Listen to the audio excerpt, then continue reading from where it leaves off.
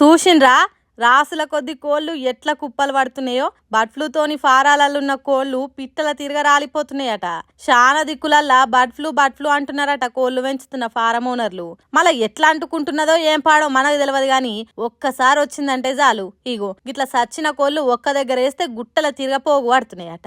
రంగారెడ్డి జిల్లా అబ్దుల్లాపూర్మెట్ మండలంలో ఉన్న ఓ పౌల్ట్రీ ఫామ్ లా 1000 కోళ్లు పానం కోల్పోయినాయట. 4 రోజుల కింద రక్త పరీక్షలు చేస్తే బర్డ్ ఫ్లూ రోగం అంది తేలిందట.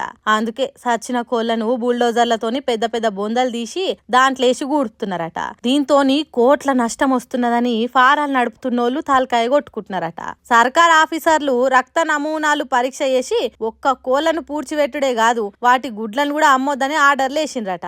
అంటే బర్డ్ ఫ్లూ వచ్చిన చికెన్ ఎంత డేంజరో బర్డ్ ఫ్లూ వచ్చిన కోడి గుడ్లు కూడా అంతే డేంజర్ అట. కాబట్టి జనాలు అక్కడక్కడ కోళ్లకు బర్డ్ ఫ్లూ వస్తున్నది కాబట్టి కొన్ని రోజులు చికెన్ తినుడు బంద్ పెట్టుండ్రి. అట్లనే కోడి గుడ్లు తినుడు బంద్ పెట్టుండ్రి. అట్లా కాదని ఒక్కసారికి ఏమైతది, ఆదివారం నాకు ముక్క కూర లేకుంటే ముద్ద దిగదని పెండ్లిళ్ళు పేరంటాలకు పోయిన కాడనో మొహమాటాలకు చికెన్ తినకుండ్రి. ఆ రోగం మొత్తం లేకుండా పోయినాక అప్పుడు తినుడు మొదలు పెట్టుండ్రి.